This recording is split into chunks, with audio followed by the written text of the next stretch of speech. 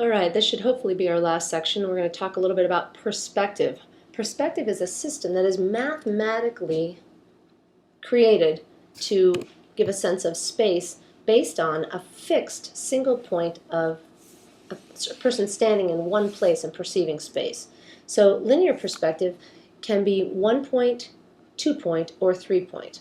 For 1 point perspective, you begin with a picture frame and a picture plane.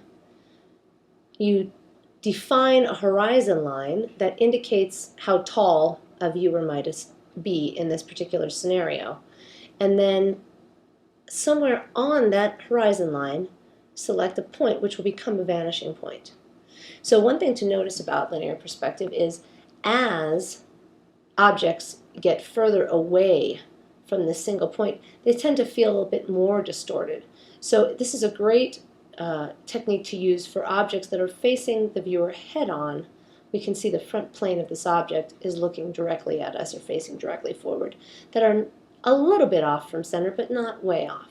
So the way this works is with 1 point perspective, to draw a cube you begin with horizontal and vertical lines to create a square that is truly parallel to the edges of your picture frame or the picture plane.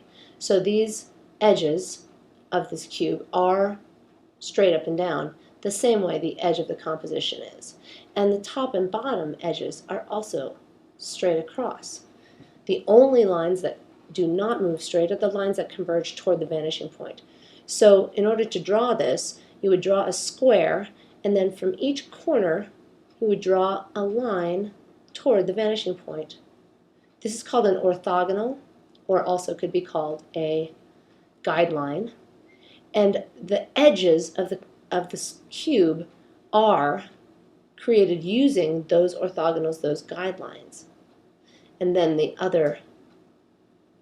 back, if you would, gets placed after you've already defined the edges that are moving away from you theoretically in space. Okay. With 2 point perspective, this is better for depicting objects that are at an angle to our line of sight rather than face on.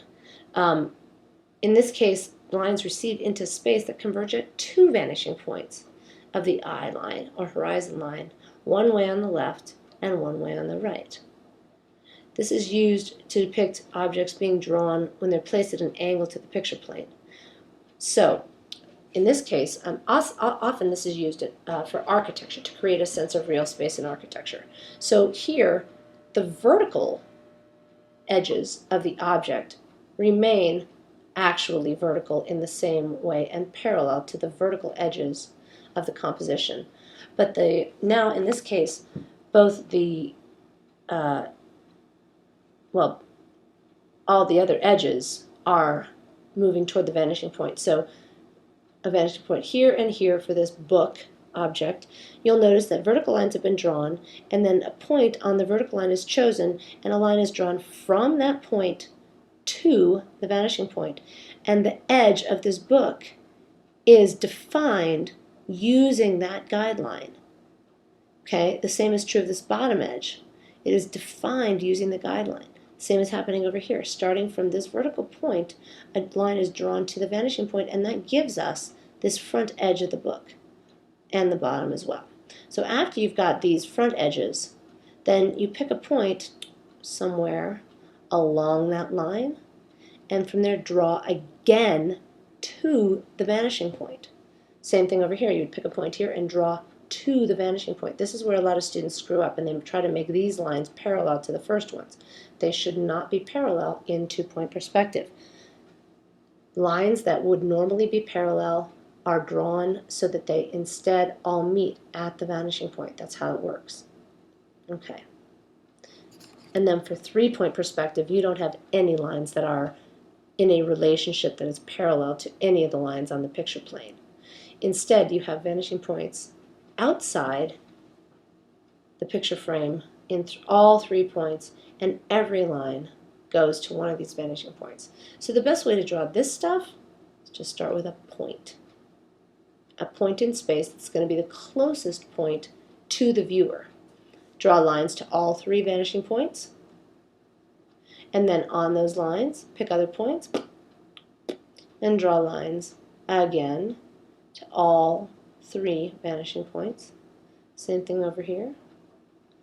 This line is coming down to this vanishing point, okay? This line is heading to that one. This line is heading over there. After you've got those 3 main lines, then you pick a point along each of those lines to be the edge of your object, whatever. And at that point, those lines also go to the vanishing points. You're getting a theme here, you're starting to pick it up. I'm going to demonstrate this in class as well on Friday before we do the test, so you can see how it works. You always need to start with the picture frame to define the picture plane, and a horizon line, and your vanishing points before you begin to draw your object. It's very important. Okay, that's 3-point perspective. This is used when you're viewing something from an exaggerated position, a frog's eye view. Some people call it a worm's eye view, or ant's eye view, or a bird's eye view from way up high. The closer together the vanishing points are, the greater the exaggeration or distortion of the object that you're trying to depict. It's going to be more distorted if these points come closer to each other. Okay.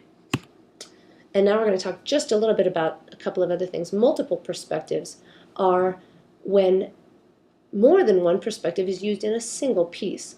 If you'll notice the system of the perspective on this red grid-like area, your vanishing point is going to be somewhere over here, it looks like, and that would then be your horizon line. However, some of the other shapes have a completely different horizon. This shape in particular, I'm looking at that, and I have a feeling they're thinking the horizon is like way up here somewhere.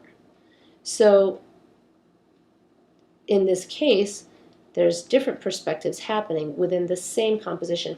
It makes for something that's a little bit uncomfortable, but very challenging to the viewer to get this sense of space being kind of twisted or modified by the artist. This is Al Held. He does a lot of this, by the way, a lot of very geometric, very complex spatial compositions. This one's called Robert's Trip. I wonder what he's referring to.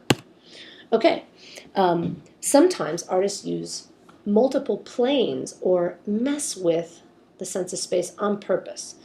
Pre-cubist Paul Cézanne liked to combine different viewpoints of a particular object in the same composition for what he considered to be a more realistic view than the Renaissance ideal of the optical world of a single fixed perspective.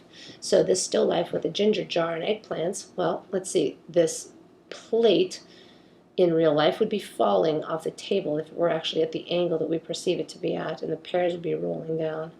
The jar here, if we're looking at this front edge, how is it possible that we're also seeing inside? Same thing with this milk container here, this milk jug.